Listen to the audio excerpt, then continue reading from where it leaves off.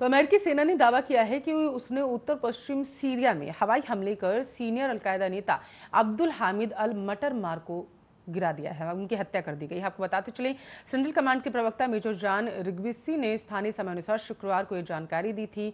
रिग्बिसी ने बताया है कि MQ-9 एयरक्राफ्ट के जरिए किए गए इस हवाई हमले में आम नागरिकों को नुकसान नहीं हुआ है।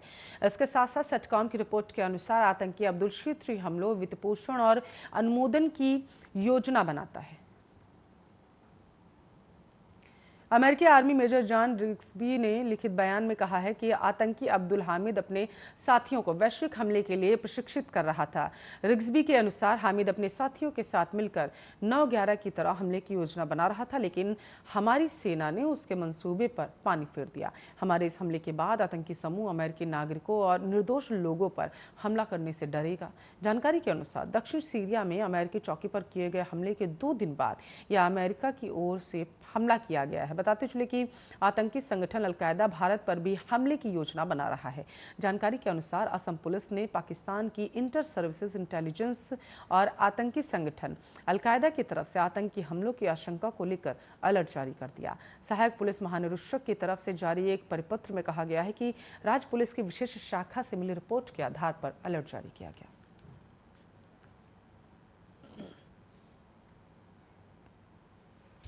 अफगानिस्तान पर तालिबान का कब्जा होने के बाद से सिखों के अस्तित्व पर संकट गहराता जा रहा है। आलम यह हो चुका है कि उन्हें सुन्नी इस्लाम अपनाने या फिर देश छोड़कर भाग जाने को मजबूर किया जा रहा है। ये दावा एक अंतर्राष्ट्रीय रिपोर्ट में किया गया। बताते चले कि international forum for rights and security की रिपोर्ट का कहना है कि अफगानिस्तान में सदियों से रह रहे सिखों की आबादी एक जमाने में दसियों हजार हो चुकी थी, लेकिन बीते कुछ वर्षों में कट्टरता के चलते बढ़ी हिंसा और हत्या के बाद व्यवस्थागत भेदभाव और देश छोड़कर जाने के कारण समुदाय बर्बाद हो चुका है।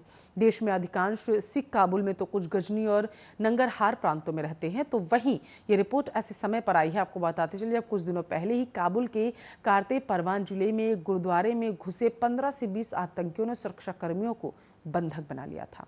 अफगानिस्तान में सिख अक्सर इस तरह के हमलों और हिंसा को अंजाम देते रहते हैं। अफगानिस्तान में कई सिख विरोधी हिंसक हमले हो चुके हैं। आतंकवादियों ने पिछले साल जून में एक अफगान सिख नेता का अपहरण कर लिया था, लेकिन इस बारे में अधिक खुलासा नहीं हो सका था। बाद में मार्च 2019 में काबुल में एक और सिख व्यक्ति का अपहरण कर हत्या कर दी गई थी।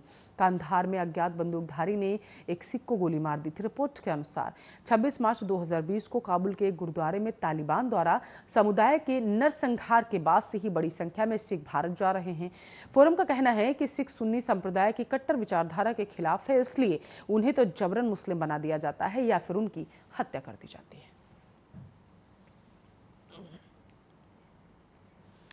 तो राजस्थान के बीकानेर में 23 और 24 अक्टूबर को सुबह 6 बजे से शाम 6 बजे तक इंटरनेट सुविधा पर रोक रहेगी। राजस्थान पटवारी भर्ती परीक्षा के मद्देनजर 23 और 24 अक्टूबर को इंटरनेट पर पूर्ण प्रतिबंध लगा दिया गया है। बीकानेर के संभागीय आयुक्त BL मेहरा ने इस संबंध में आदेश जारी कर दिया है। उनके आदेश के अनुसार पटवारी भर्ती परीक्षा के मद्देनजर 23 और 24 अक्टूबर को सुबह 6 बजे से शाम 6 बजे तक बीकानेर जिले में इंटरनेट पर पूर्ण प्रतिबंध रहेगा। बीकानेर के संभागीय आयुक्त भंवर लाल मेहरा ने जानकारी दी है कि बीकानेर, श्रीगंगानगर और हनुमानगढ़ में पटवारी सीधी भर्ती परीक्षा का आयोजन किया जाएगा। वहीं इस दौरान फेक न्यूज, दुर्घटना की अफवाहों, पेपर लीक की फर्जी खबरों से बचने के लिए जिले में इंटरनेट पर पूर्ण प्रतिबंध रहेगा।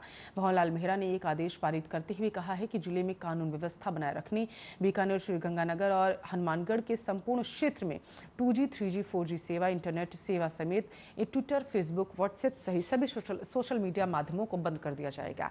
भंवरलाल मेहरा ने अपने आदेश में कहा है कि बैंक, अस्पताल और इंडस्ट्री को इससे राहत रहेगी। वहीं इस दौरान मोबाइल, लैंडलाइन, लीज लाइन और ब्रॉडबैंड के जरिए कॉल करने की सुविधा रहेगी। इसके साथ ही उन्होंने जिले के नागरिकों से अनुरोध किया है कि वह इस आदेश का पालन करें। उनका कहना है कि जो भी इस आदेश का पालन नहीं करेगा उसके खिलाफ कानूनी कार्रवाई की जा सकती है।